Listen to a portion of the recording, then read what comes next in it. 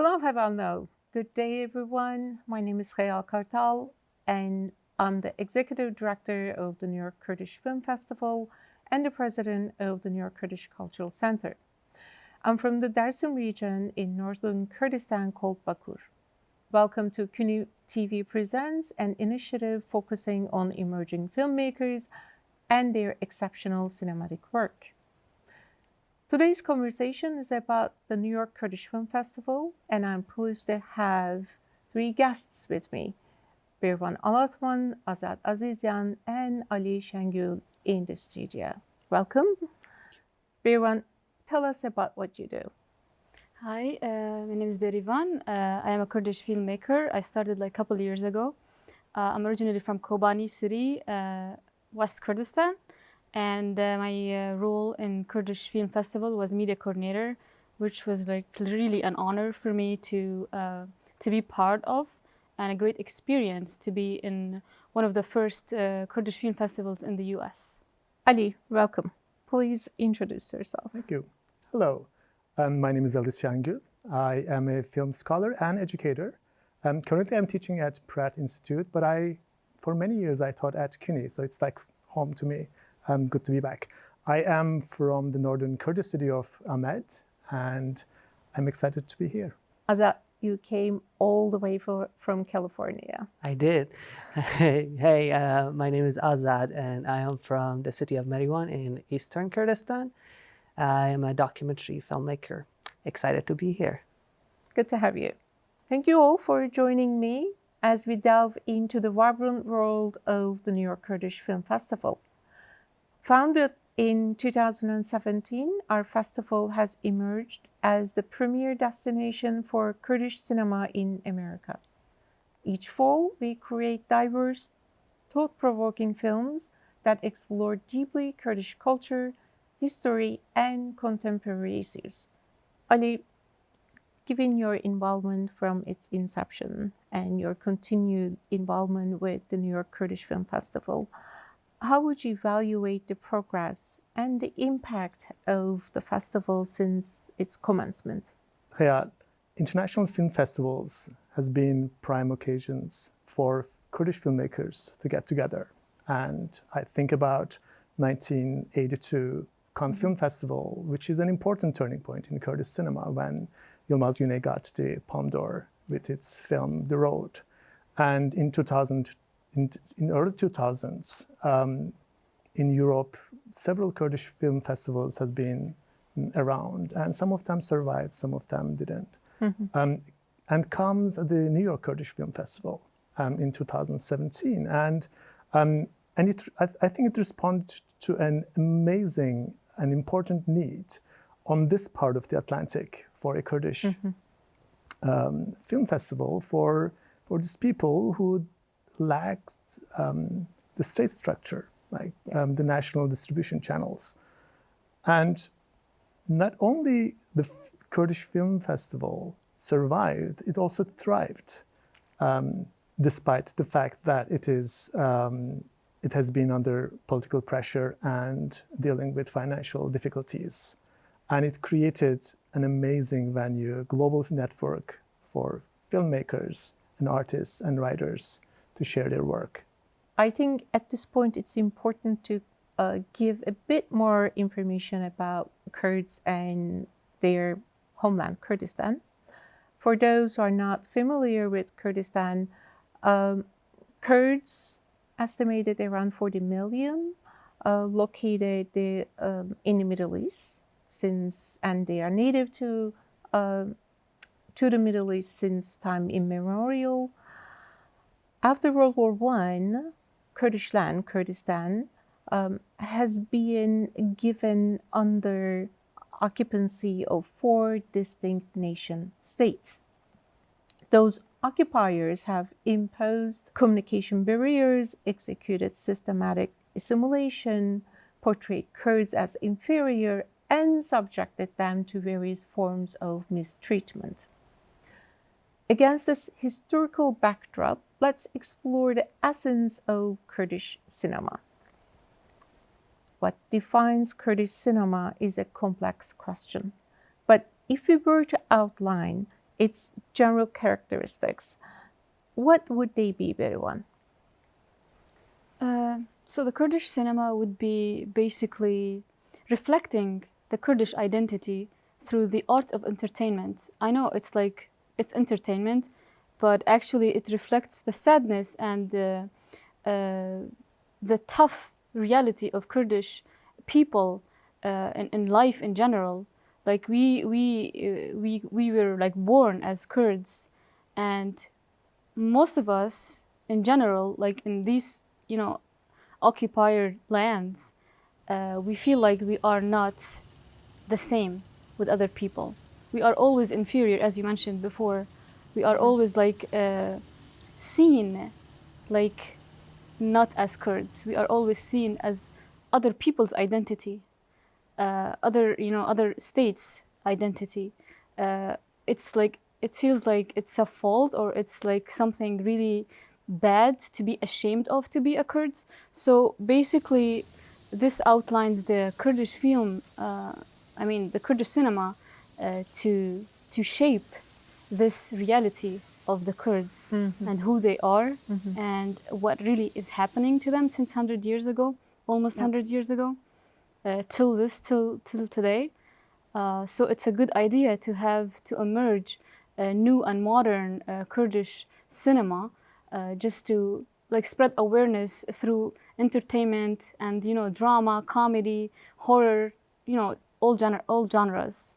So I think it's really helpful to have this outline for the Kurdish culture. Ali, what are your thoughts? In addition to what Berivan said, we can also talk about what we may consider as the ethnographic sensibility, both in fiction and non-fiction films. We know that Kurdish filmmakers, they want to take record of what is missing, what is under attack constantly, and as bearing witness to this destruction through cultural production. In a way, filmmaking as a cultural production is in a way resisting the geopolitical destruction. And I think Kurdish cinema is a very important venue for that kind of outlet for Kurdish people. Yes, hence New York Kurdish Film Festival's 7th edition focused on the resistance through art. Azad, what do you think the roles of Kurdish filmmakers in reflecting or amplifying Kurdish voices and struggle? So, a lot of people call ourselves like voiceless. No, actually we have voices. It has not been heard. So that's really important to like focus on the concept of representation and how we represent ourselves through cinema. Yes, we have been in films before 1989 or 1985, which we could say like the first time that actually characters in films speak Kurdish, and we hear Kurdish as a language that happens in filmmaking. But before that, we have been, or even today, our oppressors and occupiers cinema also tries to show us in a way that they think we are, as you mentioned. But what does Kurdish cinema have for us is now we are Kurdish filmmakers. It's stories told by us, for us, and about us. So that is the importance that Kurdish cinema has in this moment, especially in history, that we as Kurdish filmmakers are trying to say who Kurds really are from our own perspective. Berivan, can you share with us how NYKFF celebrates the Kurdish identity? Alongside the cinematic showcase, we host really intriguing Q&A sessions beside inspiring Kurdish music and dancing exhibitions, immersive workshops, enlightening talks, and also we eventually always end it with the Kurdish delicious food, which people like really enjoy and taste while they are there. Azad, as you were one of the film selection committee and held a workshop, how was your experience with NYKFF?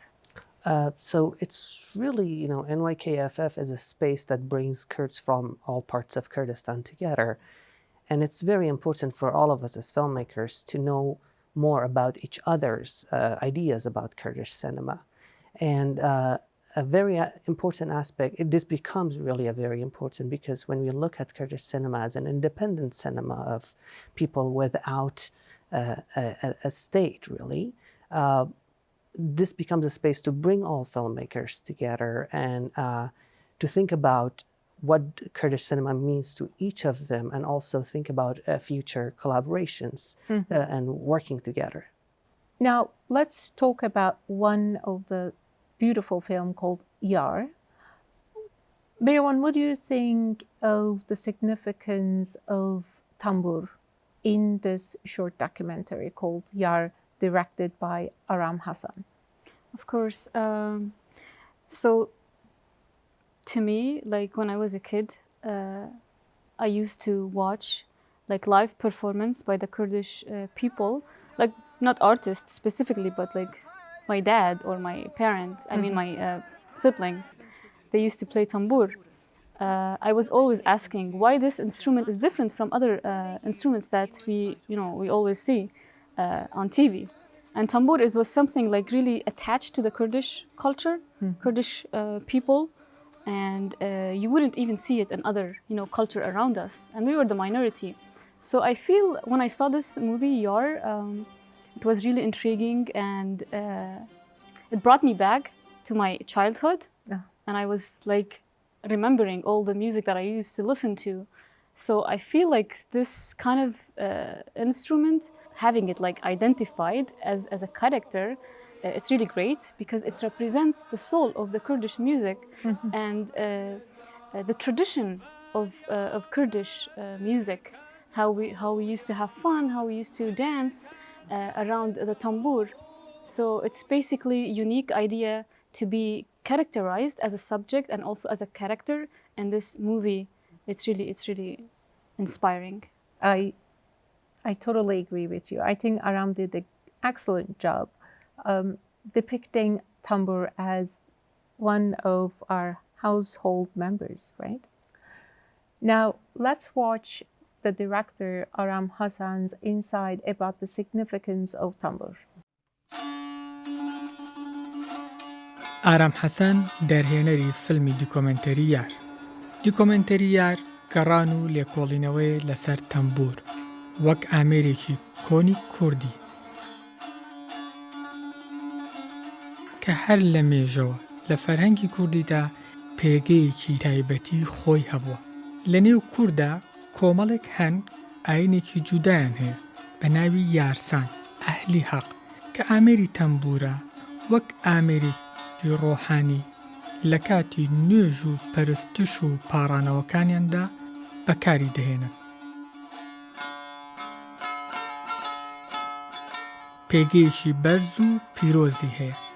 ئەم دیکۆمنتەریە باسی مێژووی دروستبوونی تەمبور و سەرهەڵدان و خەباتی بەردەوامی بۆ کەلتور و ئازادی کورد نیشان دەدات. Among the Yarsans, music has its own holiness and uniqueness, to the extent that they believe the human soul wouldn't enter the body after God created it until the angels begged God to show the revelation of music so that the soul would get tipsy and enter the body. The instrument through which they believed this action was performed was the tambur, and from this the tambur has received its sense of holiness.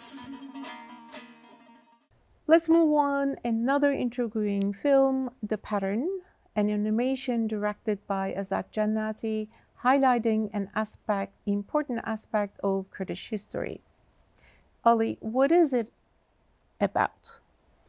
It's about a woman, carpet maker, and as she was making her carpet, during the Nowruz celebrations, and the city of Halabja got attacked by chemical attack by the Saddam's forces, and this is a story. It's the surrealist story of what she experienced during that time, and how that experience of chemical attack found its expression within the cultural fabric.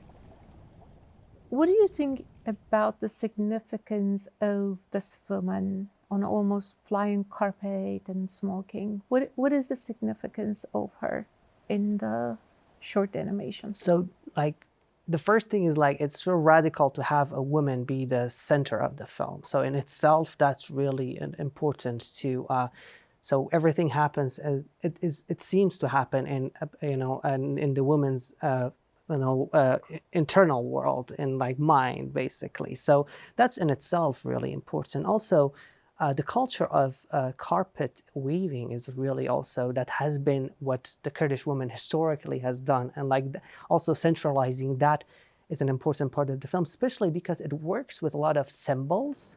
And as many native people around the world, Kurds have been also expressing themselves through their art, and including carpet weaving. So bringing that type of symbols and symbolism also in a Kurdish animation, and it becomes this space that kind of especially if it's about a trauma or traumatic experience, becomes a space to think outside of the box of the pain and somehow transcend the pain and kind of go beyond it, that Kurds are not only defined by the genocides that have happened in their lands, or by what have happened historically to them, but we are more than that. We are, beyond what occupiers and oppressors of the Kurdistan have done to us.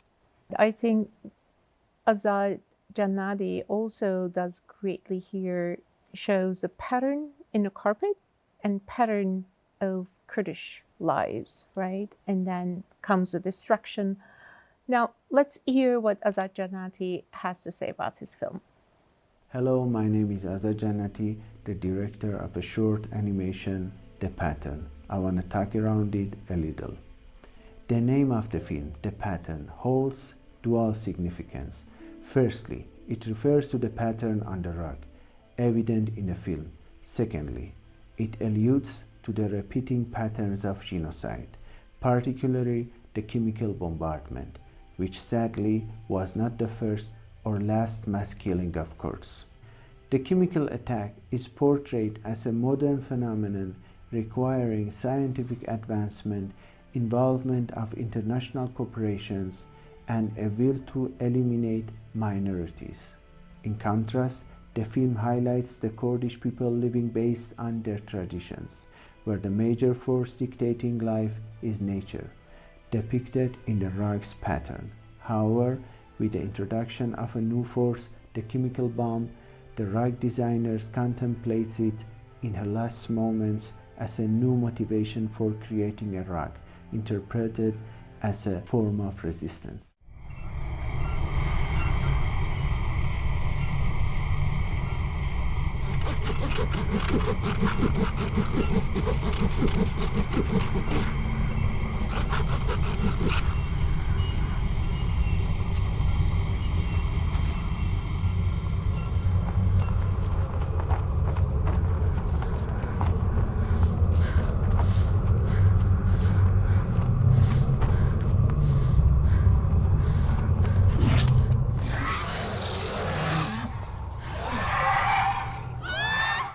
All right, another great feature film directed by Ali Kemal Çınar called In Between.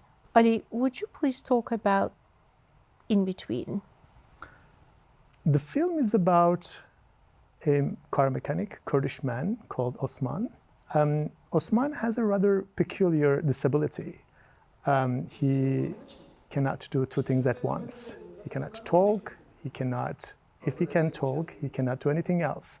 But most importantly, he cannot speak the language that he can understand, and he cannot understand the language that he can speak.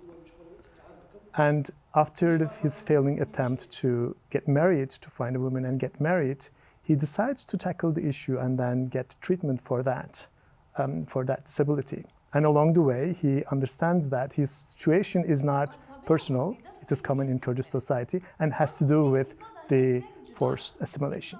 Berivan, what do you think the relativity of this character to Kurdish identity? I think mostly it can generate and it can relate to a lot of Kurdish people because most of the Kurdish people were assimilated either to different parts of the lands that they were divided to. So this character, we can relate it to the Kurdish identity as lost identity, not knowing who to be, because we are always recognized as not to be who we really are. We always embrace other identities, and that makes us feel like to be like ashamed of ourselves sometimes because we are not being ourselves. So this character in this movie specifically, it could relate to the fact that we as Kurds, we are struggling every single day to be the Kurds. Sometimes when I say I am Kurds out loud in my own land, I feel like I'm committing a crime or I will be in jail just because, no, you're not Kurdish. You're not. So just saying that out loud, it's a crime. So I can relate to this movie in many aspects in my personal life, not speaking of, most of the Kurds that I know and in general. I totally agree with you, Birwan. I think In Between depicts the split in our character, right? On the one hand, we are told that we are so-and-so, while we are in our private space, home, we are someone else. And Ali Kemal Çınar beautifully and not politicizing or putting into a larger context in everyday life. How does this forced identity in practice turn into almost functionality in everyone's life, right? And that's actually with humor. But when we look at almost every other household, we see this. Either we speak Kurdish, but we cannot write. For those who are writing, knows how to write, cannot really fluent in a language. We've been split, right? I think Çınar does an excellent job, brings this into audiences' attention through humor and everyday life. Unfortunately, Ali Kemal Çınar was not available to send us his comment.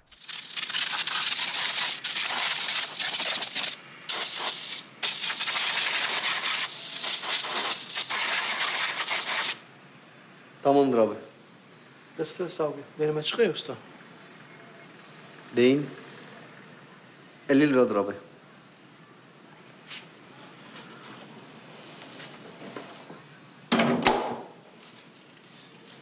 Deyin.